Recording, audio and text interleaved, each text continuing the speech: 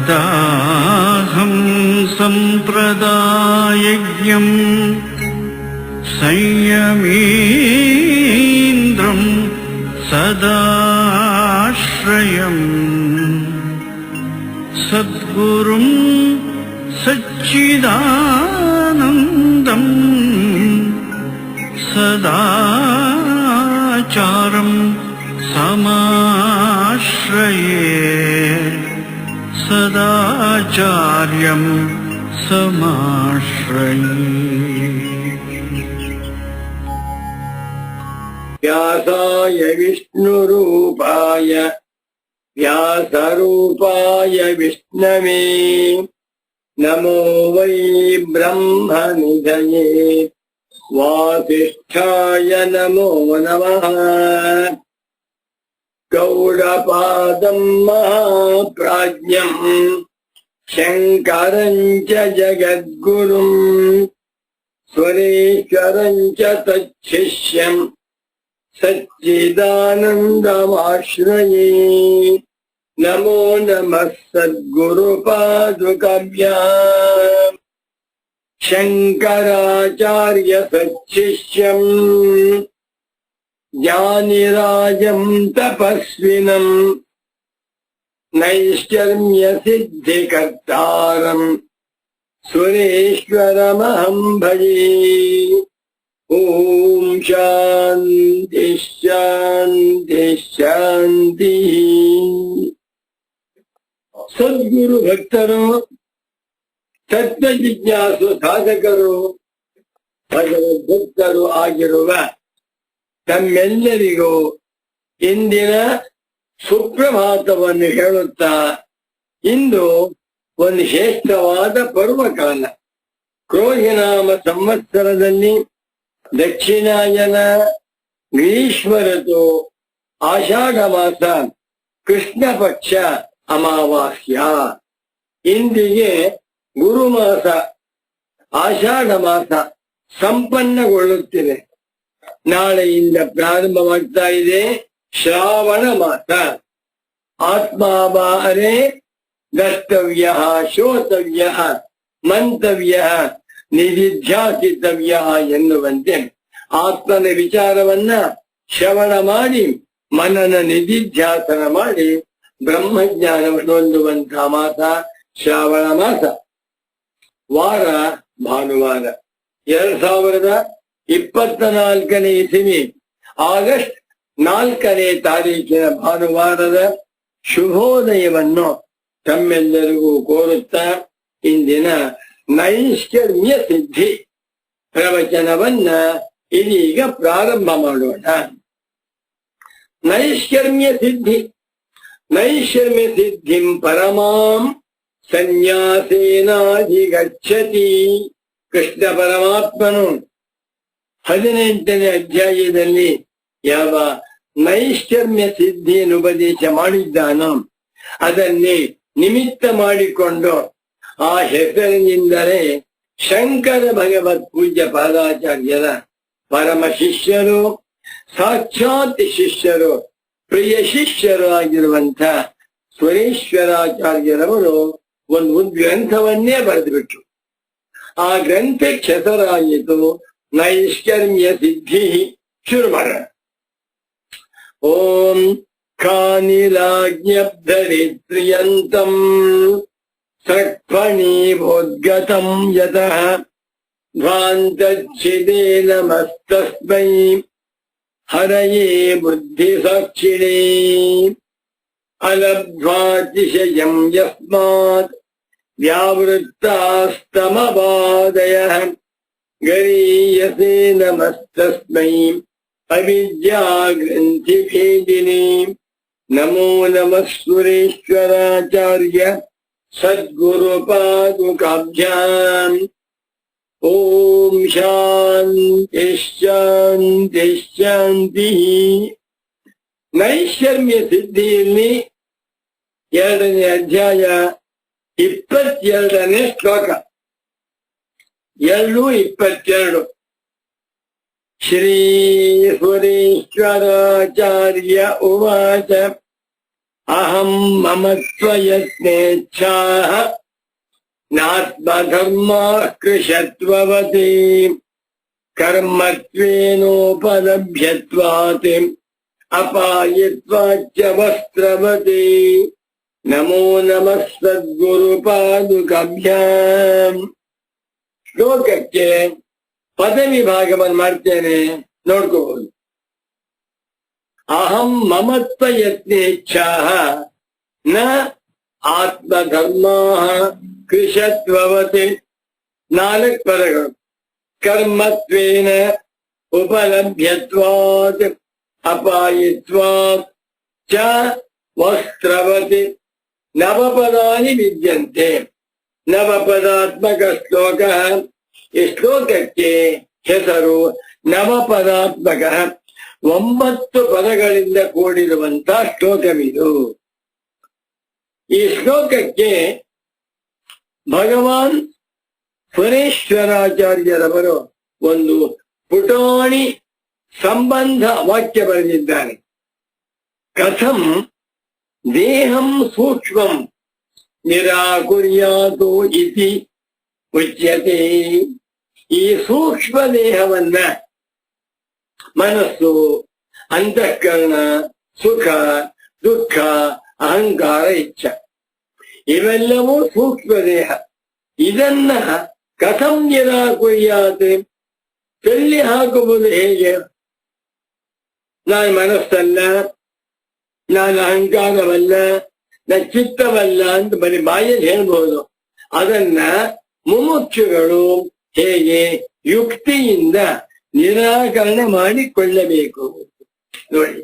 ಇದು ಯುಕ್ತಿ. ಒಂದು ಉದಾಹರಣೆ ಕೊಡ್ತೇನೆ. ಇನ್ನ ಜಪಮಾಲೆ ಹಾಕೊಂಡಿದ್ದೇನೆ.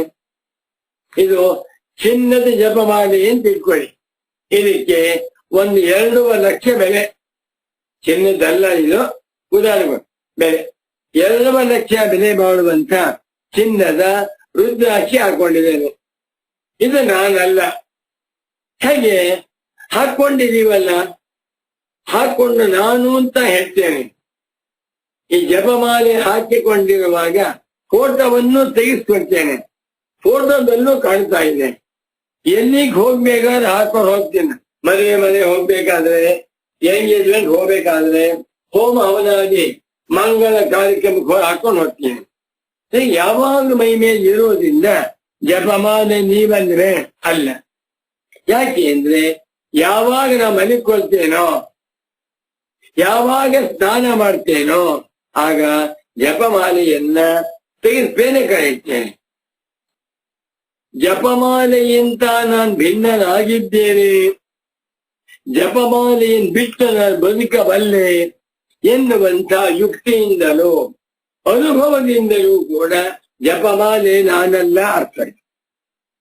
ಈ ಶಾಲು ನಾನಲ್ಲ, ಈ ಪಂಚೆ ನಾನಲ್ಲ, ವಿಭೂತಿ ನಾನಲ್ಲ. ಅದೇ ರೀತಿಯಲ್ಲಿ ದೇಹವೂ ನಾನಲ್ಲ ಅರ್ಥವಾಗುತ್ತೆ. ಸ್ವಲ್ಪ ವಿಚಾರಪರರಾದಂಥ ಮುಮುಕ್ಷುಗಳಿಗೆ ಶರೀರ ನಾನಲ್ಲ ಅಂತ ಅರ್ಥವಾಯಿತು. ಅದು ಸ್ಥೂಲ ದೇಹ. ಆದರೆ ಈ ಸೂಕ್ಷ್ಮ ದೇಹ ಇದೆಯಲ್ಲ, ಕಣ್ಣಿಗೆ ಕಾಣಿಸದಿರುವ ದೇಹದ ಒಳಗಡೆಯಲ್ಲಿ ಅತ್ಯಂತ ಸೂಕ್ಷ್ಮ ರೂಪದಿಂದ ಇರುವಂತಹ ದೇಹ, ಇದನ್ನ ಕಥಂ ನಿರಾಕುರ್ಯಾತ್, ನಾನಲ್ಲ ಅಂತ ಹೇಗೆ ತಿಳ್ಕೊಳ್ಳೋದು ಅಂತಂದ್ರೆ ಒಳ್ಳೆ ಪ್ರಶ್ನೆ ಅಲ್ವೇ? ನೋಡಿ, ಇದಕ್ಕೆಲ್ಲ ಬೇಕಾದದ್ದು ಅನುಭವಾನುಸಾರಿ ಯುಕ್ತಿ.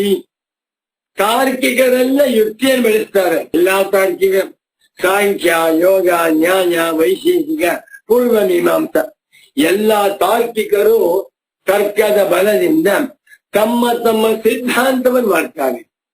ಆ ತರ್ಕಗಳು ಶುಷ್ಕ ತರ್ಕ, ವನ ತರ್ಕ, ಅನುಭವಾನುಸಾರಿಯಾದ ಶೌತ ತರ್ಕವಲ್ಲ.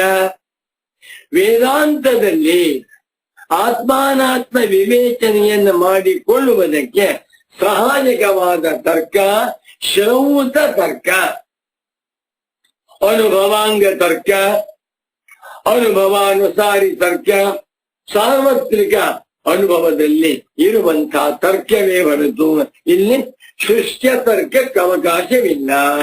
ಸರಿ, ಕಥಂ ಸೂಕ್ಷ್ಮಂ ದೇಹಂ, ಈ ಸೂಕ್ಷ್ಮ ದೇಹವನ್ನ, ಹೆಸರೇ ಸೂಕ್ಷ್ಮ, ಅತ್ಯಂತ ಒಳಗಡೆ ಇದೆ, ಯಾವ ಪ್ರಮಾಣಗಳಿಗೂ ಗೋಚರವಲ್ಲ.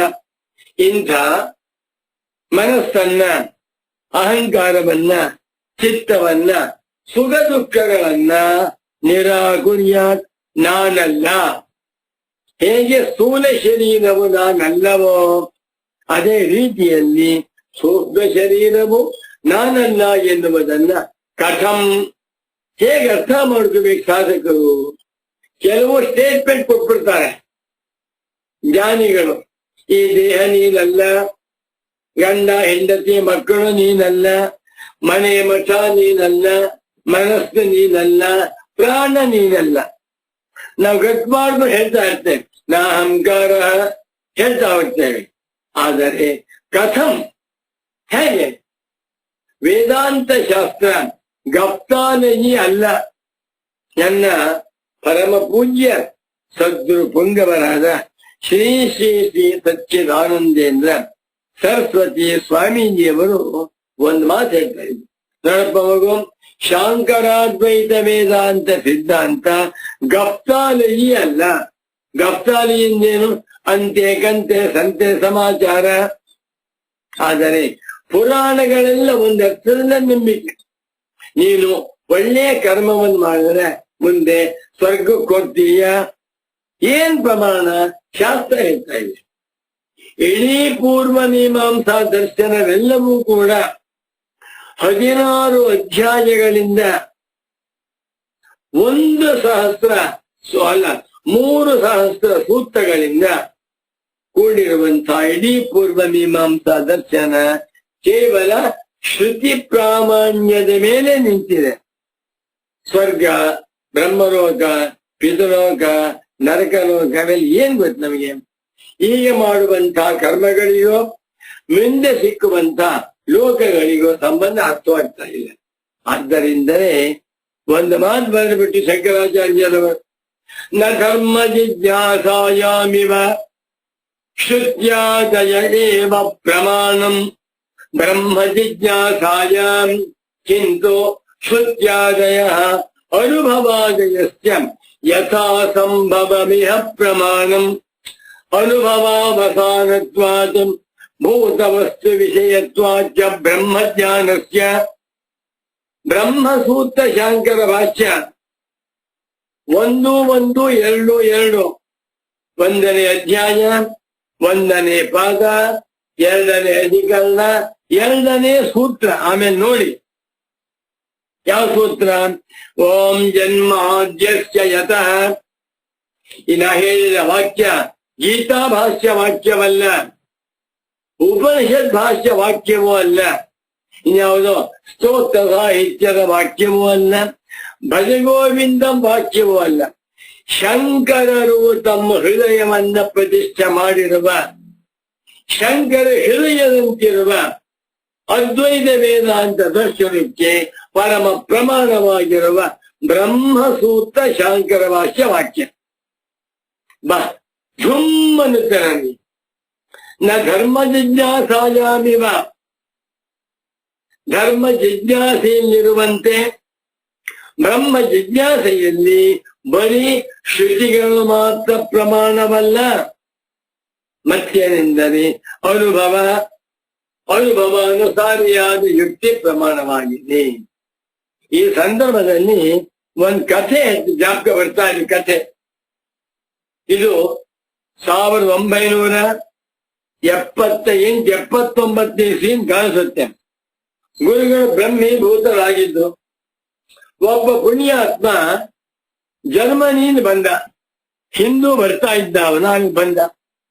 ನನ್ ಪರಿಚಯವಿತ್ತು, 1 ವಾರ ಬಂದ. ಒಂದು ಮಾತು ಹೇಳ್ದ ನನಗವನು, Sharmaji, I admire and accept Shankara Advaita philosophy ಅಂತ ಹೇಳ್ದ. ನಾನು ಎಲ್ಲಾ ಭಾಷ್ಯ ಗ್ರಂಥ ಓದಿಯಾರವನು. ಇಂಗ್ಲಿಷಿನಲ್ಲಿ ಮಧ್ವಾಚಾರ್ಯರ, ರಾಮಾನುಜಾಚಾರ್ಯರ, ಅದು ರಾಮಕೃಷ್ಣ ಮಿಷನ್ನಿನ ಎಲ್ಲಾ ಗ್ರಂಥ ಓದ್ಕೊಂಡಿದ್ದಾರೆ. ಆದರೆ ನನಗೆ ಈ ಶಾಂಕರ ಭಾಷ್ಯ ಅಂದ್ರೆ ತುಂಬಾ ಇಷ್ಟ. I admire and accept Shankara Advaita Vedanta philosophy ನನ್ಗವನು ಹೇಳ್ದ. ನಾನು ಯಾಕೆ ಅಂತ ಕೇಳಿದೆ. ಮುಂದಿನ ಮಾತು ಕೇಳಿ, ಆತ ಈ ವಾಕ್ಯವನ್ನು ಕೋಟ್ ಮಾಡಿಬಿಟ್ಟ. ಯಾವುದನ್ನ? ಕಿಂತು ಶ್ರುತ್ಯಾದಯ ಅನುಭವಾದಯಶ್ಚ ಯಥಾ ಸಂಭವಮಿಹ ಪ್ರಮಾಣಂ. ಬ್ರಹ್ಮ ಜಿಜ್ಞಾಸೆಯಲ್ಲಿ ಅದ್ವೈತ ವೇದಾಂತ ಸಿದ್ಧಾಂತದಲ್ಲಿ ಶ್ರುತಿಗಳು ಮಾತ್ರ ಪ್ರಮಾಣವಲ್ಲ, ಅನುಭವ ಪ್ರಮಾಣವಾಗಿದೆ. ಅನುಭವಾವಸಾನತ್ವಾಚ ಭೂತ ವಸ್ತು ವಿಷಯತ್ವಾಚ ಬ್ರಹ್ಮಜ್ಞಾನಸ್ಯ. ಬ್ರಹ್ಮಜ್ಞಾನವು ಅಹಂ ಬ್ರಹ್ಮಾಸ್ಮಿ ಎನ್ನುವ ಬ್ರಹ್ಮಾತ್ಮೈಕತ್ವ ಜ್ಞಾನವು ಅನುಭವದಲ್ಲಿ ಕೊನೆಗೊಳ್ಳುತ್ತದೆ. ಯಾರು ಬೇಕಾದರೂ ವಿಚಾರವನ್ನ ಮಾಡಿ ನಾನೇ ಬ್ರಹ್ಮ, ಬ್ರಹ್ಮವೇ ನಾನು, ಈ ಪ್ರಪಂಚವೆಲ್ಲವೂ ನಾನೇ, ನನಗಿಂತ ಭಿನ್ನವಾಗಿ ಯಾವ ಪ್ರಪಂಚವೂ ಇಲ್ಲ ಎನ್ನುವುದನ್ನ ಅನುಭವದಲ್ಲಿ ಕಂಡುಕೊಳ್ಳಬಹುದು ಅಂತ ಬರೆದಿದ್ದಾರೆ. ಹೀಗೆ ಯಾವ ದರ್ಶನಕಾರರು ಹೇಳಿಲ್ಲ, ಯಾವ ವೇದಾಂತಿಗಳು ಹೇಳ್ತಾ ಇಲ್ಲ. ನಾವು ನನ್ಗೆ ಉಪದೇಶ ಮಾಡ್ದ ಅವನು, ನನಗೆ ಬ್ರಹ್ಮಾನಂದ ಹೊಯ್ತು ನೋಡಿ. ಅವನೊಬ್ಬ ವೆಸ್ಟರ್ನರ್ ಫಿಲಾಸಫರ್, ವೆಸ್ಟರ್ನರ್ ಸ್ಪೀಕರ್ ಆಫ್ ಟ್ರೂತ್. ಈ ವಾಕ್ಯ ಸಿಕ್ಬಿಡ್ತಾವನಿ. ಇಷ್ಟು ಧೈರ್ಯ ಯಾರು ಹೇಳ್ತಾರೆ? ನಾನು ನಿನ್ನ ಉಪದೇಶವನ್ನು ಮಾಡ್ತೇನೆ, ಏನಂತ? ತತ್ವಮಸಿ ಅಂತ. ಅದನ್ನ ಹೇಗೆ ಅರ್ಥ ಮಾಡ್ಕೊಳ್ಬೇಕು ಅಂತ ತಿಳಿಸ್ತೇನೆ. ಅನ್ವಯ ವ್ಯತಿರೇಕ ತರ್ಕದಿಂದ, ಅಧ್ಯಾರೋಪ ಅಪವಾದ ಕ್ರಮದಿಂದ, ಕರ್ತೃತಂತ್ರ ವಸ್ತುತಂತ್ರ ವಿವೇಕದಿಂದ, ಅವಸ್ಥಾತ್ರೆಯ ವಿಚಾರದಿಂದ, ಪಂಚಕೋಶ ವಿವೇಕದಿಂದ ತಿಳಿಸ್ತಾ ಹೋಗ್ತೇನೆ. ಅದರಂತೆ ನೀನು ವಿಚಾರ ಮಾಡಿದರೆ ನಿನಗೆ ಅರ್ಥವಾಗುತ್ತೆ. ಅಹಂ ಬ್ರಹ್ಮಾಸ್ಮಿ. ಶಂಕರ ಭಗವತ್ ಪೂಜ್ಯ ಪಾದಾಚಾರ್ಯರವರು ಧೈರ್ಯವಾಗಿ ಬ್ರಹ್ಮಾತ್ಮೈಕತ್ವ ಜ್ಞಾನವು ಎಲ್ಲರ ಅನುಭವಕ್ಕೆ ಬರುತ್ತದೆ.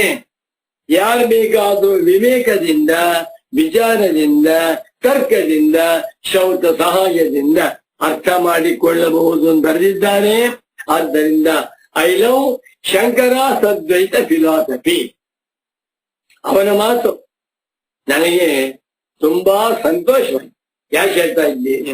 ಸುಮ್ಮನೆ ಅದ್ವೈತ ಸಿದ್ಧಾಂತವನ್ನ ಯಾರೋ ಖಂಡನೆ ಮಾಡ್ತಾರೆ, ನಾವು ಕಂಡ್ಕೊ ಹೂನ್ ಬಿಡ್ಬೇಕಷ್ಟೆ. ಕೆಲವು ಹುಡುಗರು ಸೂರ್ಯನ ಬುದ್ಧಿ ಇಲ್ಲ, 80 ಕೋಳಿ ಅವನು ಏನ್ ಮಹಾ ಬೆಳಗ್ತಾ ಇದ್ದಾನೆ ಅಂತ ಸುಮ್ಮನೆ ಬೈದ್ರೆ ಸೂರ್ಯ ಏನ್ ಮಾಡ್ತಾನೆ? ಆಲ್ ರೈಟ್, ಥ್ಯಾಂಕ್ ಯು ಅಂದ್ಬಿಡ್ತಾನಷ್ಟೇ. ಹಾಗೆ ಶಾಂಕರಾದ್ವೈತ ವೇದಾಂತ ಸಿದ್ಧಾಂತವನ್ನ ಯಾರೂ ಕೂಡ ತಿರಸ್ಕರಿಸಲಾರರು. ಇದಕ್ಕೆ ಅನುಭವ ಪ್ರಮಾಣ ಅನುಭವದಲ್ಲಿದೆ. ಏನಂತ? ಅಹಂ ಬ್ರಹ್ಮಾಸ್ಮಿ ಎನ್ನುವಂತಹದ್ದು. ಇದನ್ನ ಅರ್ಥ ಮಾಡ್ಕೋಬೇಕಾದ್ರೆ ಇದಕ್ಕೆ ಯುಕ್ತಿಯ ಸಹಾಯ ಬೇಕು. ಚೆನ್ನಾಗಿದೆ. ಕಥಂ ಸೂಕ್ಷ್ಮಂ ದೇಹಂ ನಿರಾಕುರ್ಯಾದೆ.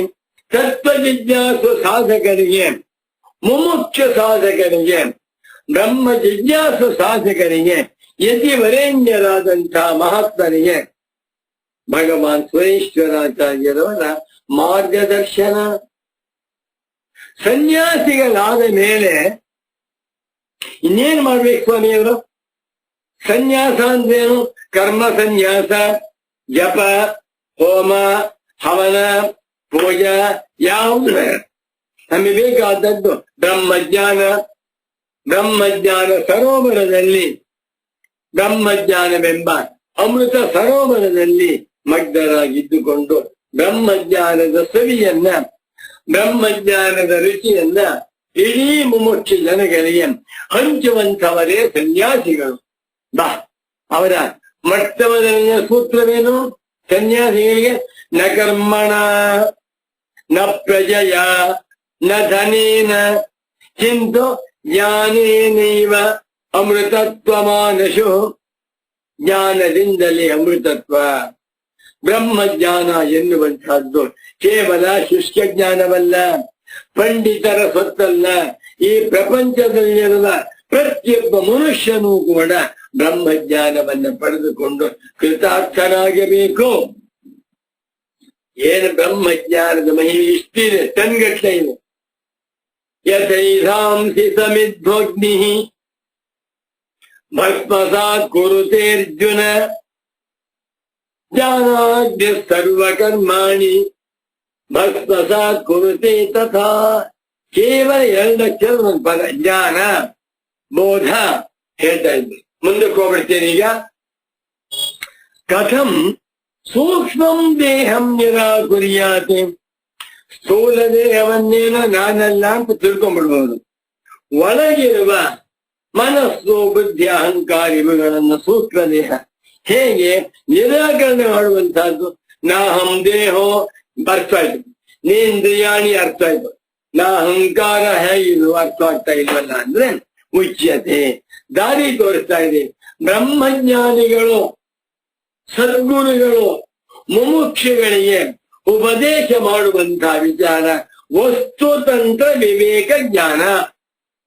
ಜ್ಞಾಪಕ ಇಟ್ಕೊಳ್ಳಿ, ಯಾರು ನಿಜವಾದ ಉತ್ತಮರಾಗಿರುವಂತಹ ತತ್ವ ಜಿಜ್ಞಾಸು ಸಾಧಕರು, ಯಾರಿಗೆ ಸ್ವರ್ಗ ಅಭ್ಯುದಯ ಯಾವುದೂ ಬೇಕಾಗಿಲ್ಲವೋ, ಇದೆಲ್ಲವೂ ಅನಿತ್ಯ ಎನ್ನುವ ವಿವೇಕ ಉಂಟಾಗಿ ನಿತ್ಯವಾದ ಶಾಶ್ವತವಾದ ಸತ್ಯವಾದ ಮಂಗಳಕರವಾದ ಅಮೃತ ಅಜ ಅಜರ ಅವಯ ಅದ್ವಯ ಸ್ವರೂಪವಾದ ಮೋಕ್ಷವೇ ನನಗೆ ಬೇಕು ಬಂದಿದ್ದಾರೋ ಅಂತ ಉತ್ತಮ ಜಿಜ್ಞಾಸ ಜನಗಳಿಗೆ ಬ್ರಹ್ಮಜ್ಞಾನಿ ಪುಂಗವರು, ಭಗವಾನ್ ಶಂಕರರು, ಭಗವಾನ್ ರಮಣ ಮಹರ್ಷಿಗಳು, ಭಗವಾನ್ ಗೌಡಪಾದಾಚಾರ್ಯರು, ಭಗವಾನ್ ಸುರೇಶ್ವರಾಚಾರ್ಯರು, ಪರಮ ಪೂಜ್ಯ ಸಚ್ಚಿದಾನಂದೇಂದ್ರ ಸರಸ್ವತಿ ಯತೀಂದ್ರ ರೇವತೀಶ ಜ್ಞಾನೋಪದೇಶ. ಜ್ಞಾನ ಅಂದ್ರೇನು? ಈ ಪ್ರಪಂಚವೆಲ್ಲವೂ ಬ್ರಹ್ಮವೇ. ಬ್ರಹ್ಮೈವೇದಂ ವಿಶ್ವಂ. ಆ ಬ್ರಹ್ಮವೇ ನೀನು, ನೀನೇ ಬ್ರಹ್ಮ. ನಿನ್ನಲ್ಲಿ ಪ್ರಪಂಚ ಹುಡ್ತಾ ಇದೆ, ನಿನ್ನಲ್ಲಿದೆ, ನಿನ್ನಲ್ಲಿ ಹೋಗ್ತಾ ಇದೆ, ನಿನ್ನಲ್ಲಿ ದೇಶಕಾಲ ತೋರ್ತಾ ಇದೆ. ಯಪ್ಪ, ನಿನ್ನಲ್ಲಿ ಅವಸ್ಥಾತ್ರಯ ತೋರ್ತಾ ಇದೆ, ನಿನ್ನಲ್ಲಿ ಸೂರ್ಯ ಚಂದ್ರರು ಕೂಡ ಮುಳುಗಿ ಹೇಳ್ತಾ ಇದ್ದಾರೆ ಅಂತ ಸಚ್ಚಿದಾನಂದ ಸ್ವರೂಪನಾದ ಬ್ರಹ್ಮವೇ ನೀನು ಉಪದೇಶ. ಇದು ಕೇಳಿದ್ರೆ ಎದೆ ಹೊಡೆದು ಹೋಗ್ತವೆ. ಯಾಕೆ ಅರ್ಥವಾಗಿಲ್ಲ. ಅನೇಕ ಜನ್ಮಗಳಿಂದ ನಾನು, ನನ್ನದು, ನಾನ್ ಗಂಡಸು, ನಾನ್ ಹೆಂಗಸು, ನಾನ್ ಬ್ರಾಹ್ಮಣ, ನಾನ್ ಮುದುಕ, ಗೃಹಸ್ಥ ಅಧ್ಯಾಸದಿಂದಲೇ ಹುಟ್ಟಿ ಅಧ್ಯಾಸವನ್ನೇ ತಿನ್ನುತ್ತಾ ಅಧ್ಯಾಸದಿಂದಲೇ ಬೆಳೆದು ಅಧ್ಯಾಸದಲ್ಲಿಯೇ ಮುಳುಗಿರುವಂತಹ ಅಜ್ಞಾನಿಗಳಿಗೆ ಬ್ರಹ್ಮಜ್ಞಾನಿಗಳ ಮಾತಾಡ್ತಾರೆ. ಈ ಮಾತು ಹೇಳ್ತಾ ಇದ್ದೇನಲ್ಲ, ಈ ಮಾತುಗಳು ನಿಮಗೆ ಅರ್ಥವಾಗಬಹುದು. ಯಾಕೆ ದಿನ ಕೇಳ್ತಾ ಇದ್ದೀರ, ಇನ್ನು ಯಾರಿಗೂ ಅರ್ಥ, ಸನ್ಯಾಸಿಗಳಿಗೂ ಅರ್ಥ ಬೇಕಾಗಿಲ್ಲ ಅವ್ರಿಗೆ. ಇಲ್ಲಿ ಇವಾಗ ಶುರು ಮಾಡ್ತಾ ಇದ್ದೇನೆ ನೋಡಿ. ಕಥಂ ಸೂಕ್ಷ್ಮಂ ದೇಹಂ ನಿರಾಕುರ್ಯಾತಿ. ಈ ಸೂಕ್ಷ್ಮ ದೇಹವನ್ನು ಕೂಡ ಅನಾತ್ಮ, ನಾನಲ್ಲ ಹೇಗೆ ತಳ್ಳಿ ಹಾಕ್ಬೇಕು ಅಂತಂದ್ರೆ ಉಚ್ಯತೆ ಹೇಳ್ತಾ ಇದ್ದೇವೆ. ಶ್ಲೋಕ ಗಟ್ಟಿ ಮಾಡಬೇಡಿ ದಯವಿಟ್ಟು, ಚೆನ್ನಾಗಿದೆ. ಶ್ರೀ ಸುರೇಶ್ವರಾಚಾರ್ಯ ಉವಾಚ ಅಹಂ ಮಮತ್ವ ಯತ್ನೇಚ್ಛಾ ನಾತ್ಮಧರ್ಮಾಶ್ಲಿಷತ್ವವತಿ ಕರ್ಮತ್ವೇನೋಪಲಭ್ಯತ್ವಾತಿ ಅಪಾಯಿತ್ವಾಚ್ಚ ವಸ್ತ್ರವತಿ. ನಮೋ ನಮಃ ಶಂಕರ ಪಾದುಕಾಭ್ಯಾಂ, ನಮೋ ನಮಃ ಸದ್ಗುರು ಪಾದುಕಾಭ್ಯಾಂ, ನಮೋ ನಮಃ ಶ್ರೀ ಗುರು ಪಾದುಕಾಭ್ಯಾಂ, ನಮೋ ನಮಃ ವೇದವ್ಯಾಸ ಪಾದುಕಾಭ್ಯಾಂ. ನಮ್ಮ ಪರಂಪರೆಯಲ್ಲಿ ಬಂದಿರುವಂತ ವೇದಾಂತಾಚಾರ್ಯರನ್ನ ಎಷ್ಟು ಕೊಂಡಾಡಿದ್ರು ನನ್ಗಂತೂ ತೃಪ್ತನೇ ಇಲ್ಲ. ರಮಣರನ್ನ, ಶಂಕರರನ್ನ, ಸಚ್ಚಿದಾನಂದೇಂದ್ರ ಸರಸ್ವತಿ ಸ್ವಾಮಿ ಎಷ್ಟು ಸ್ತೋತ್ರ ಮಾಡಿದರೂ ತೃಪ್ತಿ ಇಲ್ಲ. ಅಂಥ ಜ್ಞಾನಿ ಪುಂಗವರು ನೋಡಿ, ಅವರು ಮಾತ್ರ ಜ್ಞಾನಿ ಪುಂಗವರಾಗಿ ಉದ್ಧಾರರಾಗಿ ಸಂತುಷ್ಟರಾಗಲಿಲ್ಲ. ಆ ಜ್ಞಾನ ಭಂಡಾರವನ್ನ ನಮಗೂ ಕೊಡ್ತಾ ಇದ್ದಾರೆ. ಇದನ್ನ ಯಾರು ಹೇಳ್ಬೇಕು? ತುಂಬಾ ಸಂತೋಷ. ಶ್ರೀ ಸುರೇಶ್ವರಾಚಾರ್ಯ ಉವಾಚ ಅಹಂ ಮಮೇತ್ವ ಯತ್ನೇಚ್ಛಾ ನಾತ್ಮಧರ್ಮಾಶ್ಲಿಷತ್ವವತಿ ಕರ್ಮತ್ವೇನೋಪಲಭ್ಯತ್ವಾತಿ ಅಪಾಯಿತ್ವಾಚ ವಸ್ತ್ರವತಿ. ಓಂ ಶಾಂತಿ ಶಾಂತಿ ಶಾಂತಿ. ಪದವಿ ಭಾಗವಾಯಿತು. ಈಗ ಅನ್ವಯ ಹೇಳ್ತೇನೆ ನೋಡ್ಕೊಳ್ಳಿ. ಅಹಂ ಮಮತ್ವ ಯತ್ನೇಚ್ಛಾ ಒಂದು ಪದ. ನ ಆತ್ಮಧರ್ಮ ಇತಿ ಪ್ರತಿಜ್ಞಾ. ಕಥಂ ಕೃಶತ್ವವತ್ ಇತಿ ಹೇತು ಇತಿ ದೃಷ್ಟಾಂತ ಕರ್ಮತ್ವೇನ ಉಪಲಭ್ಯತ್ವಾತ್ ಇತಿ ಹೇತು. ತರ್ಕದ ಭಾಷೆಯಲ್ಲಿ ಮಾತನಾಡುವಾಗ ಒಂದು ಪ್ರತಿಜ್ಞೆ, ಒಂದು ದೃಷ್ಟಾಂತ, ಒಂದು ಹೇತು, ಒಂದು ಇನ್ನೊಂದು ಯುಕ್ತಿ, ಮತ್ತೊಂದು ನಿಗಮನ, ಐದನ್ನು ಹೇಳ್ಬೇಕು. ಹೇಳ್ತಾ ಇದ್ದಂಗೆ ಅಹಂ ಮಮತ್ವ ಯತ್ನೇಚ್ಛಾ ನ ಆತ್ಮಧರ್ಮ ಇತಿ ಪ್ರತಿಜ್ಞಾ. ಕೃಷತ್ವವತ್ ಇತಿ ದೃಷ್ಟಾಂತ ಕರ್ಮತ್ವೇನ ಉಪಲಭ್ಯಮಾನತ್ವಾತ್ ಇತಿ ಹೇತು ಚ ವಸ್ತ್ರವತ್ ಅಪಾಯಿತ್ವಾತ್. ಬಾ ಅರ್ಥ ಆಯ್ತು ಇವಾಗ ನೋಡಿ, ಅರ್ಥ ಹೇಳ್ತೀನಿ ಈಗ. ಅಹಂ ಮಮತ್ವ ಯತ್ನ ಇಚ್ಛಾ. ಅಹಂಚ ಮಮತ್ವಂಚ ಯತ್ನಶ್ಚ ಇಚ್ಛಾ ಚ ಅಹಂ ಮಮತ್ವ ಯತ್ನೇಚ್ಛಾ. ಇದು ದ್ವಂದ್ವ ಸಮಾಸ. ರಾಮಶ್ಚ ಲಕ್ಷ್ಮಣಶ್ಚ ಭರತಶ್ಚ ಶತ್ರುಘ್ನಶ್ಚ. ರಾಮ ಲಕ್ಷ್ಮಣ ಭರತ ಶತ್ರುಘ್ನ ಎನ್ನುವಂತೆ ದ್ವಂದ್ವ. ದ್ವಂದ್ವ ಸಮಾಸದಲ್ಲಿ ಸರ್ವ ಪ್ರಾಧಾನ್ಯಂ. ಪ್ರತಿಯೊಂದು ಪದಾರ್ಥಕ್ಕೂ ಸಮಾನವಾದ ಸ್ಥಾನವುಂಟು. ಅಹಂಕಾರ, ಮಮತ್ವ ಬುದ್ಧಿ, ಯತ್ನ, ಇಚ್ಛೆ ಇದೆಲ್ಲವೂ ಅಂತಃಕರಣದ ಧರ್ಮಗಳು. ಇವೆಲ್ಲವೂ ಕೂಡ ನ ಆತ್ಮಧರ್ಮ. ಯಾವುದೊಂದು ಕೂಡ ಆತ್ಮನ ಧರ್ಮವಲ್ಲ, ಆತ್ಮನ ಸ್ವರೂಪವಲ್ಲ, ಆತ್ಮನಿಗೆ ಸೇರಿದ್ದಲ್ಲ. ಹೇಗೆ ದೇಹವು ನಾನಲ್ಲವೋ, ಹೇಗೆ ದೇಹವು ಆತ್ಮನ ಸ್ವರೂಪವಲ್ಲವೋ, ಹೇಗೆ ದೇಹದ ಧರ್ಮಗಳು ಆತ್ಮನಿಗೆ ಇಲ್ಲವೋ, ಅದೇ ರೀತಿಯಲ್ಲಿ ಅಹಂಕಾರ. ಅಹಂಕಾರ ಶಬ್ದದಿಂದ ನನ್ನ ಪರಮ ಪೂಜ್ಯ ಸದ್ಗುರು ಪುಂಗವರಾದ ಶ್ರೀ ಶ್ರೀ ಶ್ರೀ ಸಚ್ಚಿದಾನಂದೇಂದ್ರ ಸರಸ್ವತಿ ಸ್ವಾಮಿ ಹೇಳ್ತಾ ಇದ್ರು, ನೋಡಪ್ಪ ಮಗು, ಅಹಂಕಾರ, ಮನಸ್ಸು, ಬುದ್ಧಿ, ಚಿತ್ತ ನಾಲ್ಕನ್ನು ತೆಗೆದುಕೊಳ್ಳಬೇಕು. ಹಾಗಾದರೆ ಇಲ್ಲಿ ಭಗವಾನ್ ಸ್ವರೇಶ್ವರಾಚಾರ್ಯರು ಯಾಕೆ ಅಹಂಕಾರವನ್ನು ಮಾತ್ರ ಹೇಳಿದ್ದಾರೆ, ಬುದ್ಧಿ ಅಂತ ಹೇಳಲಿಲ್ಲ, ಚಿತ್ತ ಅಂತ ಹೇಳಲಿಲ್ಲ, ಚಿತ್ವಂ ಮಮತ್ವ ಯತ್ನೇಚ್ಛ ಹೇಳಲಿಲ್ಲ, ಅಥವಾ ಮನೋ ಮಮತ್ವ ಯತ್ನೇಚ್ಛ ಹೇಳಲಿಲ್ಲ, ಅಥವಾ ಬುದ್ಧಿ ಮಮತ್ವ ಯತ್ನೇಚ್ಛ ಅಂತ ಹೇಳಿದ್ರೆ ಅಹಂ ಅಂತ ಹೇಳ್ಬೇಕು. ಯಾಕೆ ಅಂದ್ರೆ ಅಹಂಕಾರ ಮನಸ್ಸಿಗಿಂತಲೂ, ಚಿತ್ತಕ್ಕಿಂತಲೂ, ಬುದ್ಧಿಗಿಂತಲೂ ಅತ್ಯಂತ ಒಳಗಡೆ ಇದೆ. ಮನಸ್ಸು ನಾನಲ್ಲ ಅಂತ ತಿಳ್ಕೋಬಹುದು, ಬುದ್ಧಿಯನ್ನು ನಾನಲ್ಲ ಅಂತ ಅರ್ಥ ಮಾಡ್ಕೋಬಹುದು, ಚಿತ್ತವನ್ನು ನಾನಲ್ಲ ಅಂತಲೂ ತಿಳ್ಕೊಳ್ಬಹುದು. ಆದ್ರೆ ಈ ಅಹಂಕಾರವಿದೆಯಲ್ಲ, ಮಹಾ ದೊಡ್ಡ ಶತ್ರು, ಅಂತಃಶತ್ರು. ಏನ್ ಮಾಡಿದ್ರು ಹೊರತಾಗಿಲ್ಲ.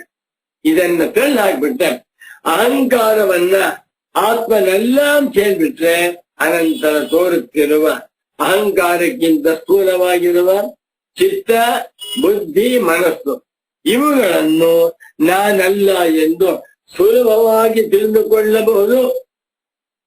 ಒಂದು ಉದಾಹರಣೆ ಕೊಡ್ತೀನಿ ನೋಡಿ. ಒಂದು ಕಾರು ಕಳೆದು ಹೋಗಿದೆ, ನನ್ನ ಕಾರ್ ಕಳೆದು ಹೋಗಿದೆ, ಕೆಂಪು ಕಾರು. ಆ ಕಾರಿನ ಒಳಗಡೆಯಲ್ಲಿ ರಿಕಾರ್ಡ್ಸ್ ಎಲ್ಲ ಇಟ್ಟಿದ್ದೇನೆ, ಬ್ಯಾಂಕ್ ರಿಕಾರ್ಡ್ಸು, ಕ್ಯಾಶು, ಚಿನ್ನದೆಲ್ಲ ಇಟ್ಟಿದ್ದೇನೆ. ಪೊಲೀಸ್ನವರು ಯಾವ್ದೊಂದು ಕಾರ್ ಸಿಕ್ಕಿದೆಯಪ್ಪ ನೋಡಿ ಅಂತ ನೋಡ್ದೆ. ಸ್ವಾಮಿ, ಈ ಕಾರ್ ನಂದಲ್ಲ, ನನ್ ಕಾರು ಸ್ಯಾಂಟ್ರೋ ಕಾರು, ಕೆಂಪು ಕಾರು. ಇದು ಸಿಕ್ಕಿರುವಂತಹ ಕಾರು ವ್ಯಾಗನಾರ್ ಕಾರು, ಬಿಳಿ ಬಣ್ಣದ ಕಾರು. ಕಾರ್ ನಂದಲ್ಲ ಅಂದ್ಬಿಟ್ಟೆ. ಕಾರ್ ನಿಮ್ನಲ್ಲೇ ಇರ್ಬೋದು, ಒಳಗಿರುವಂತಹ ರಿಕಾರ್ಡ್ ನೋಡಿ ಅಂದ್ರೆ ಕಾರೇ ನಾನಲ್ಲ ನಂದಲ್ಲ ಅಂದ್ಮೇಲೆ ಅದ್ರ ಒಳಗಡೆ ಏನೇ ಸಂಪತ್ತಿದ್ರು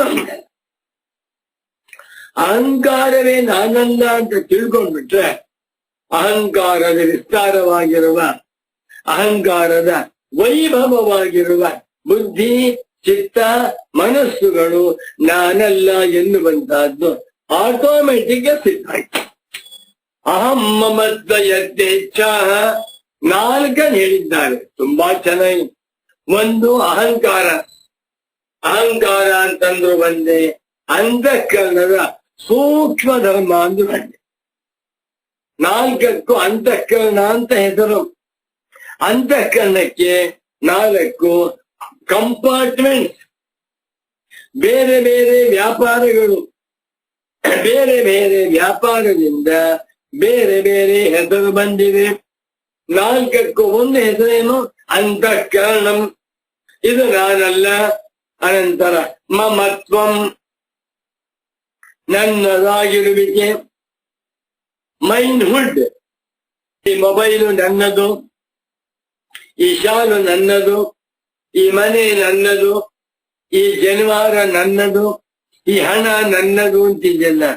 ಯಾವಾಗ ಅಹಂಕಾರವೇ ನಾನಲ್ಲವ, ಅಹಂಕಾರದಿಂದ ತೋರುತ್ತಿರುವಂತಹ ಮಮತ್ವ ಅದು ನಂದಲ್ಲ. ಎಲ್ಲರೂ ತಿಳ್ಕೊಂಡಿದಾರಲ್ಲ, ಎಲ್ಲರೂ ಅಜ್ಞಾನಿಗಳೇ. ಈ ಪ್ರಪಂಚದಲ್ಲಿರುವ 1,000 ಕೋಟಿ ಮಾನವರಲ್ಲಿ ಬ್ರಹ್ಮಜ್ಞಾನಿಯೊಬ್ಬರನ್ನು ಬಿಟ್ಬಿಟ್ಟು ಎಲ್ಲರೂ ಅಜ್ಞಾನಿಗಳು. ಏನ್ ಸ್ವಾಮಿ ಹೇಳ್ಬೋದಾ ನೀವು? ಅದೇ ವಾಸ್ತವಾಂಶ.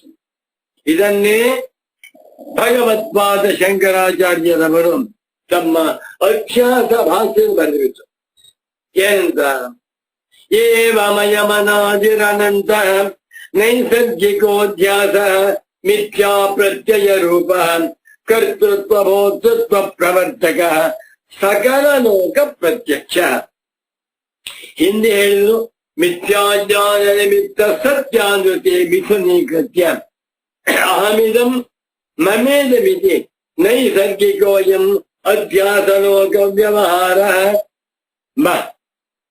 ನನ್ನ ಪರಮ ಪೂಜ್ಯ ಸದ್ಗುರು ವರೇಣ್ಯರಾದ ಶ್ರೀ ಶ್ರೀ ಶ್ರೀ ಸಚ್ಚಿದಾನಂದೇಂದ್ರ ಸರಸ್ವತಿ ಸದ್ಗುರುಗಳಿಗೆ ಅಧ್ಯಾಸ ಭಾಷ್ಯ ಅಂದ್ರೆ ತುಂಬಾ ತುಂಬಾ ಪ್ರಾಣ. ಅಧ್ಯಾಸ ಭಾಷ್ಯವೇ ಗುರುಗಳಿಗೆ ಪ್ರಾಣ, ಅಧ್ಯಾಸ ಭಾಷ್ಯವೇ ಗುರುಗಳ ಹೃದಯ. ನೋಡಪ್ಪ ಮಗು, ಶಾಂಕರಾದ್ವೈತ ವೇದಾಂತವನ್ನ ನಿರ್ದುಷ್ಟವಾಗಿ ನಿಸ್ಸಂಶಯವಾಗಿ ಯಾವ ವಿರೋಧವೂ ಇಲ್ಲದೆ ಇರುವಂತೆ ಅಧ್ಯಾರೋಪಾಪವಾದ ಪ್ರಕ್ರಿಯೆಯಿಂದ ಅರ್ಥ ಮಾಡ್ಕೊಳ್ಬೇಕಾದ್ರೆ ಅಧ್ಯಾಸ ಭಾಷ್ಯವನ್ನು ಅರ್ಥ ಮಾಡ್ಕೋಬೇಕು. ಯಾವ ವಿದ್ವಾಂಸರಿಗೂ ಅಧ್ಯಾಸ ಭಾಷ್ಯದ ಆಳ ಅರ್ಥವಾಗಿಲ್ಲ. ಇದನ್ನ ಕಂಡು ನಾನು ಸುಗಮ ಎನ್ನುವಂತಹ ವ್ಯಾಖ್ಯೆ ಬರೆದಿದ್ದೇನೆ ಅಂತೇಳಿ ಸುಗಮ ಪಾಠ ಮಾಡಿದ್ದಾನೆ. ಎಷ್ಟು ಗಂಧ ಬರೆದಿದ್ದಾರೆ ಸ್ವಾಮಿ, ಇವನಿಗೆ ಆಶ್ಚರ್ಯವಾಗುತ್ತೆ. ಸಚ್ಚಿದಾನಂದೇಂದ್ರ ಸರಸ್ವತಿ ಸದ್ಗುರುಗಳನ್ನ ಎಷ್ಟು ನಮಸ್ಕರಿಸಿದ್ರು ಸಾಲದು.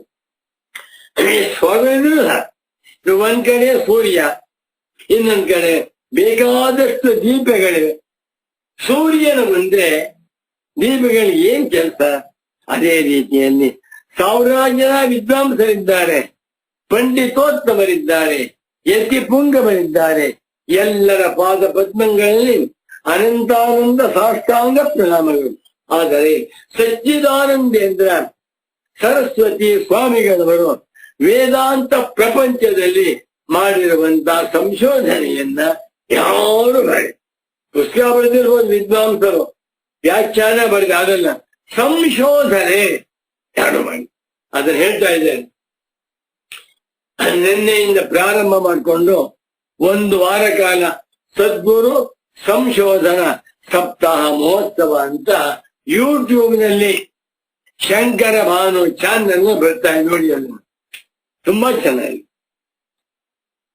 ಅಹಂ ಮಮತ್ವ ಯತ್ನ ಇಚ್ಛಾ 4 ಅಹಂಕಾರ ಮಮಕಾರ ಯತ್ನ ಇಚ್ಛಾ ಸಂಕಲ್ಪ, ಆಶಾ, ಕಾಮ, ಕ್ರೋಧ, ಸುಖ, ದುಃಖ. ಇವುಗಳು ಯಾವುದು ಆತ್ಮನ ಧರ್ಮಗಳಲ್ಲ. ಅಬ್ಬ ಯಾಕೆ ಹೇಳ್ತಾ ಇದ್ದಾರೆ ಅಂದ್ರೆ, ತಾರ್ಕಿಕರು, ವೈಶೇಷಿಕರು, ಕಾಣಾದರು ಮತ್ತು ವೈಶೇಷಿಕರು, ಗೌತಮ ಮಹರ್ಷಿಗಳ ಅನುಯಾಯಿಗಳು, ಕಣಾದ ಮಹರ್ಷಿಗಳ ಶಿಷ್ಯರು, ಇವುಗಳನ್ನ ಆತ್ಮನ ಧರ್ಮ ಎಂದು ಹೇಳುತ್ತಾರೆ. ಸುಖ, ದುಃಖ, ಇಚ್ಛಾ, ಭಯ ಮುಂತಾದವುಗಳನ್ನ ತಾರ್ಕಿಕರು ಆತ್ಮನ ಗುಣಗಳು ಎಂದು ಹೇಳುತ್ತಾರೆ. ಅದು ತಪ್ಪು. ಈ ಮಾತನ್ನು ಪಾಠ ಮಾಡುವ ಮಾತು ಹೇಳಿದ್ರು ಶಂಕರ ಭಗವತ್ ಪೂಜ್ಯ ಪಾದಾಚಾರ್ಯರು ತಮ್ಮ ಭಗವದ್ಗೀತಾ ಭಾಷ್ಯ ಬರೆದಿದ್ದಾರೆ ನೋಡಪ್ಪ. ಎಲ್ಲಿ? ಇಚ್ಛಾದ್ವೇಷ ಸುಖಂ ದುಃಖಂ ಸಂಘಾತಶ್ಚೇತನಾಧೃತಿ 13ನೇ ಅಧ್ಯಾಯದಲ್ಲಿ ಪ್ರಾರಂಭದಲ್ಲೇ ಇದೆ. ಅದು 6ನೇ ಶ್ಲೋಕ 7ನೇ ಶ್ಲೋಕ ಇರಬೇಕು, ನನಗೆ ಗೊತ್ತಿಲ್ಲ. ಪ್ರಾರಂಭದ 13ನೇ ಅಧ್ಯಾಯ ನೋಡಿ. ಅದನ್ನು ಇಚ್ಛಾ ದ್ವೇಷ ಸುಖಂ ದುಃಖಂ ಸಂಘಾತ ಚೇತನಾಧೃತಿ ಅತ್ರ ಯಾನ್ ಆತ್ಮಗುಣಾಃ ಇತಿ ಆಚಕ್ಷ್ಯತೆ ವೈಶೇಷಿಕಾಃ ತೇ ಅಪಿ ಅನಾತ್ಮಧರ್ಮ ಏವ ನ ಆತ್ಮಧರ್ಮಾಃ ಇತಿ ಶ್ರೀ ಭಗವಾನುವಾಚ. ಶಂಕರ ಗೀತಾ ಭಾಷ್ಯ. ಇವು ರಾಮ ಏನು ಶಂಕರಾಚಾರ್ಯರ ವಾಕ್ಯ, ಏನು ಸಚ್ಚಿದಾನಂದೇಂದ್ರ ಸರಸ್ವತಿ ಸದ್ಗುರುಗಳ ಸಂಶೋಧನೆ. ಇಬ್ಬರೂ ಮಹಾತ್ಮರೇ, ಇಬ್ಬರೂ ಸನ್ಯಾಸಿ ಪುಂಗವರು, ಇಬ್ಬರೂ ಜ್ಞಾನಿ ವರೇಣ್ಯರು, ಇಬ್ಬರೂ ಶ್ರೋತ್ರಿಯ ಬ್ರಹ್ಮನಿಷ್ಠರು. ನನಗೆ ಶಂಕರಾಚಾರ್ಯರಿಗಿಂತಲೂ ಕೂಡ 100 ಪಟ್ಟು 1000 ಪಟ್ಟು ಭಕ್ತಿ ಜಾಸ್ತಿ ಇದೆ. ಯಾರಲ್ಲಿ? ನನ್ನ ಸಚ್ಚಿದಾನಂದೇಂದ್ರ ಸರಸ್ವತಿ ಸದ್ಗುರು ನೋಡಿದ್ದೆ, ಪ್ರತ್ಯಕ್ಷ ನೋಡಿದ್ನಲ್ಲ. ಅವರ ವಾಕ್ಯಗಳನ್ನು ಕೇಳಿದ್ದೇನೆ, ಅವರೇ ಪಾಠ ಮಾಡಿದ್ದಾರೆ. ಸದ್ಗುರುಗಳನ್ನು ಸಾಕ್ಷಾತ್ತಾಗಿ ನೋಡಿದ್ದೇನೆ, ಮುಟ್ಟಿದ್ದೇನೆ, ಕೌಪೀನವನ್ನ ಚಾರಣ ಮಾಡಿದ್ದೇನೆ. ಒಂದು ವಾಕ್ಯ ನನಗೆ ಆಶ್ಚರ್ಯವಾಗ್ತಾ ಇದೆ. ಸಚ್ಚಿದಾನಂದೇಂದ್ರ ಸರಸ್ವತಿ ಸ್ವಾಮಿಗಳವರು ತಮ್ಮ ಎಲ್ಲಾ ಸಂಸ್ಕೃತ ಗ್ರಂಥಗಳ ಕೊನೆಯನ್ನು ಮಾತು ಬರೀತಾರೆ. ಶಂಕರ ಭಗವತ್ಪಾದಾಚಾರ್ಯ ಪಾದ ಚರಣ ಸ್ಮರಣ ಪರಿಚಯವಾಪ್ತ ವೇದಾಂತ ಪ್ರವೇಶೇನ. ನಾನು ಶಂಕರ ಭಗವತ್ ಪೂಜ್ಯ ಪಾದಾಚಾರ್ಯರವರ ಚರಣವನ್ನ ಸ್ಮರಣೆ ಮಾಡುತ್ತಾ ಅದರಿಂದ ಜ್ಞಾನವನ್ನು ಪಡ್ಕೊಂಡೆ ಅಂತ ಬರೀತಾರೆ. ನಾನು ಹೇಳ್ತಾ ಇದ್ದೇನೆ, ಸಚ್ಚಿದಾನಂದೇಂದ್ರ ಸರಸ್ವತಿ ಸದ್ಗುರು ಸಾಕ್ಷಾತ್ ಕೌಪೀನ ಚಾಲನ, ಸಾಕ್ಷಾತ್ ದರ್ಶನ, ಸಾಕ್ಷಾತ್ ಸ್ಪರ್ಶನ, ಸಾಕ್ಷಾತ್ ಪಾದ ಸೇವಾದಿ ನಿಮಿತ್ತಂ ಲಬ್ಧ ಬ್ರಹ್ಮಾತ್ಮ ಜ್ಞಾನೇನ. ಗುರುಗಳನ್ನ ನೋಡಿದ್ದೆ, ಮುಡ್ತಾ ಇದ್ದೆ, ಪಾದ ತಗೊಂಡಿದ್ದೆ, ಸ್ನಾನ ಮಾಡ್ತಾ ಇದ್ದೆ. ಎಂಥ ಅದು ಅರ್ಥ ಮಾಡ್ಕೊಳ್ಬೇಕಷ್ಟೆ. ಅದು ಭಗವಂತನ ಮಾಯೆ. ನಮ್ಮ ಪಕ್ಕದಲ್ಲೇ ಗುರುಗಳಿದ್ರು ಕೂಡ ತಿರಸ್ಕಾರ ಮಾಡ್ತಾ ಹೋಗ್ಬಿಡ್ತೇವೆ. ಅಹಂಕಾರ, ಮಮಕಾರ, ಯತ್ನ ಇಚ್ಛೆ ಇವೆಲ್ಲವೂ ಕೂಡ ನ ಆತ್ಮಧರ್ಮ, ಯಾವುದೊಂದು ಆತ್ಮನ ಧರ್ಮವಲ್ಲ. ಯಾವುದರಂತೆ? ಕೃಷತ್ವವತೆ, ಶರೀರವು ಕೃಷವಾಗ್ತಾ ಇದೆ, ಶರೀರವು ದಪ್ಪನಾಗ್ತಾ ಇದೆ, ಶರೀರವು ಓದ್ತಾ ಇದೆ. ಹೇಗೋ ಅದರಂತೆ ಅಂದರೆ ಕೃಷತ್ವಾದಿಗಳು ದೇಹ ನಾನಲ್ಲ ಎನ್ನುವುದ ಪ್ರಮಾಣ. ಅದೇ ರೀತಿಯಲ್ಲಿ ಅಹಂಕಾರವು ಕೃಷವಾಗುತ್ತೆ, ಮಮತ್ವ ಬುದ್ಧಿಯು ಕೃಷವಾಗುತ್ತೆ, ಯತ್ನ ಇಚ್ಛೆಗಳು ಕೃಷವಾಗುತ್ತೆ. ಹೀಗೆ ಕೃಷತ್ವವತ ಮತ್ತು ಕರ್ಮತ್ವೇನೋಪಲಭ್ಯತ್ವ, ಈ 4 ಕೂಡ ಆತ್ಮನಿಗೆ ವಿಷಯವಾಗಿ ತೋರುತ್ತಿವೆ. ಕರ್ಮತ್ವೇನ ಅಂತಂದ್ರು ಒಂದೇ, ಜ್ಞೇಯತ್ವೇನ ವಿಷಯತ್ವೇನ ಉಪಲಭ್ಯತ್ವಾತ್ ದೃಶ್ಯಮಾನತ್ವಾತ್. ನನ್ನ ಮನಸ್ಸನ್ನ ನೋಡ್ಕೊತಾ ಇದೆ, ನನ್ನ ಅಹಂಕಾರವನ್ನ, ಮಮತ್ವವನ್ನ, ಯತ್ನ ಇಚ್ಛೆಗಳನ್ನ ನಾನು ಪ್ರಮೇಯವಾಗಿ ನೋಡ್ತಾ ಇದ್ದೇನೆ.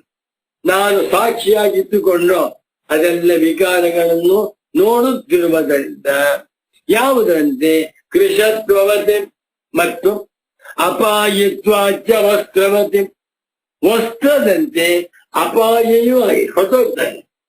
ಅಹಂಕಾರ ಇತ್ತು, ಅಹಂಕಾರ ಹೋಯ್ತು. ಒಳ್ಳೆ ಅಧಿಕಾರದಲ್ಲಿದ್ದ, ನಾನು ನಾನು ಅಂತ ಹೇಳ್ತಾ ಇದ್ದ, ಅಧಿಕಾರ ಹೋಯ್ತು, ಬಿದ್ದಾಗಿ. ಆದ್ದರಿಂದ ವಸ್ತ್ರದಂತೆ, ಬಟ್ಟೆಯಂತೆ ಇವೆಲ್ಲವೂ ಕೂಡ ಅಪಾಯತ್ವಾ, ಅಪಾಯ ಅಂತಂದ್ರೆ ಗಮನ ಶೀಲತ್ವ ತೋರ್ತಾ ಇವೆ, ಹೋಗುತ್ತೆ. ಅನಿತ್ಯವಾಗಿ ಹೀಗೆ ಅನಿತ್ಯವಾಗಿರುವ ಕೃಷತ್ವದಂತೆ ವಿಷಯವಾಗಿರುವ ಅಪಾಯಿಯಾಗಿರುವ ಅಹಂಕಾರ, ಮಮಕಾರ, ಯತ್ನ, ಇಚ್ಛೆಗಳು ಕೂಡ ಆತ್ಮನ ಧರ್ಮವಲ್ಲ ಎಂದು ಯುಕ್ತಿಯಿಂದ ತಿಳ್ಕೊಳ್ಬೇಕು ಅಂತ ಹೇಳ್ತಾ ಇದ್ದಾರೆ. ತುಂಬಾ ಚೆನ್ನಾಗಿದೆ. ನಮೋ ನಮಃ ಸದ್ಗುರು ಪಾದುಕಾಭ್ಯಾಂ.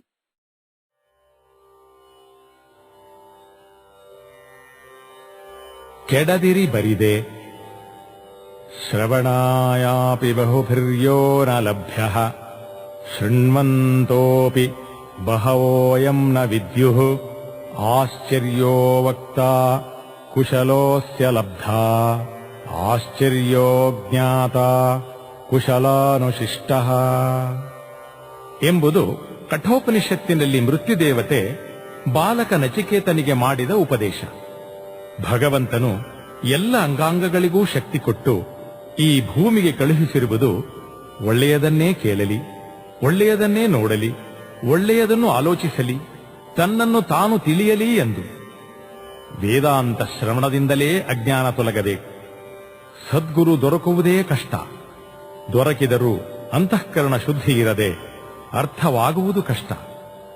ಆದರೆ ಯಾರು ಶ್ರವಣ ಮಾಡಿಸುತ್ತಾರೆಯೋ, ಶ್ರವಣ ಮಾಡುತ್ತಾರೆಯೋ, ಅನನ್ಯವಾಗಿ ಅನುಭವದಲ್ಲಿ ತಿಳಿಯುತ್ತಾರೆಯೋ ಅವರೇ ಕುಶಲಿಗಳು. ಆದ್ದರಿಂದ ಶ್ರವಣ ಮನನ ನಿಧಿಧ್ಯಾಸನಗಳೇ ಆತ್ಮಜ್ಞಾನಕ್ಕೆ ನೇರ ಸಾಧನ. ಕೆಡದಿರಿ ಬರಿದೆ.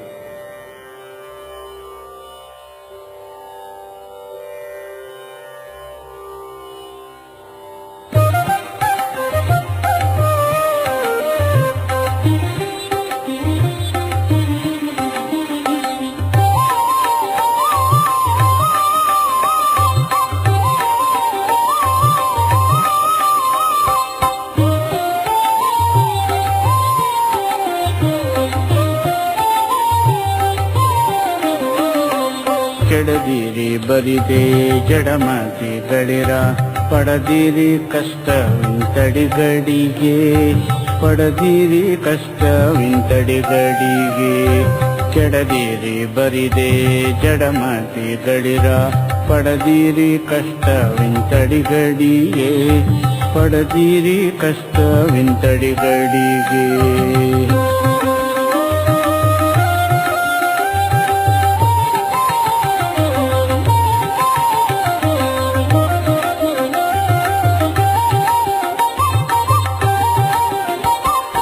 ದೇಹವೇ ನೀವೆಂದೋಹಿಸಿ ಸುಮ್ಮನೆ ಹಾಹೆಗಳಂದರಿ ಕುಣಿಯುತ್ತಿಹ. ದೇಹವೇ ನೀವೆಂದೋಹಿಸಿ ಸುಮ್ಮನೆ ಹಾಹೆಗಳಂದರಿ ಕುಣಿಯುತ್ತಿಹ. ಮೋಹವನಿಗುವ ಸೋಹಂ ಜ್ಞಾನವ ಸರ್ವ ವಿಚಾರಕ್ಕೆ ಮನಗೊಡದೆ. ಮೋಹವನಿಗುವ ಸೋಹಂ ಜ್ಞಾನವ ಸರ್ವ ವಿಚಾರಕ್ಕೆ ಮನಗೊಡದೆ, ಸರ್ವ ವಿಚಾರಕ್ಕೆ ಮನಗೊಡದೆ. ಕೆಡದಿರಿ ಬರಿದೆ ಜಡಮತಿಗಳಿರ, ಪಡದಿರಿ ಕಷ್ಟವಿಂತಡಿಗಳಿಗೆ, ಪಡದಿರಿ ಕಷ್ಟವಿಂತಡಿಗಳಿಗೆ.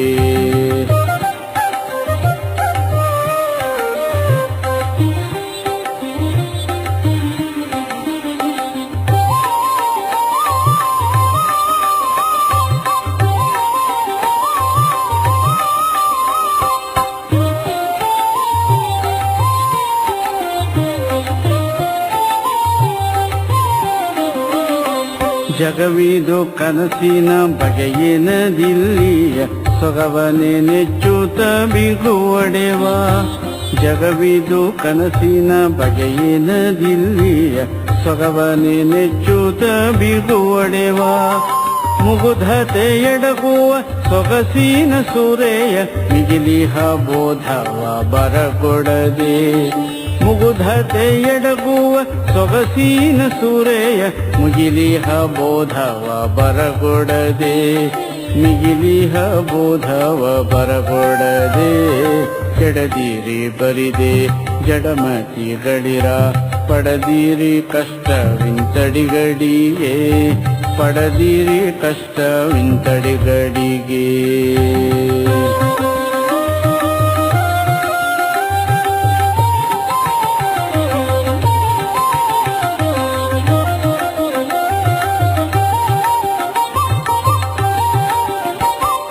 ಮೂರು ಗುಣಗಳ ತೋರುವ ಮಾಯಾ ಸಂಸಾರದ ಬಲೆಯೊಳು ಬೀಳಿಸುವ ಮೂರು ಗುಣಗಳ ತೋರುವ ಮಾಯಾ ಸಂಸಾರದ ಬಲೆಯೊಳು ಬೀಳಿಸುವ ಕಾರಣ ವಿದ್ಯೆಯ ಮೀರಿದ ಶಂಕರ ಚಾರು ಚರಣದೆಡೆ ಪೊಡೆ ಮಾಡದೆ ಕಾರಣ ವಿದ್ಯೆಯ ಮೀರಿದ ಶಂಕರ ಚಾರು ಚರಣದೆಡೆ ಪೊಡೆ ಮಾಡದೆ ಚಾರು ಚರಣದೆಡೆ ಪೊಡೆ ಮಾಡದೆ ಕೆಡದಿರಿ ಬರಿದೆ ಜಡಮತಿಗಳಿರ ಪಡದಿರಿ ಕಷ್ಟವಿಂತಡಿಗಳಿಗೆ ಪಡದಿರಿ ಕಷ್ಟವಿಂತಡಿಗಳಿಗೆ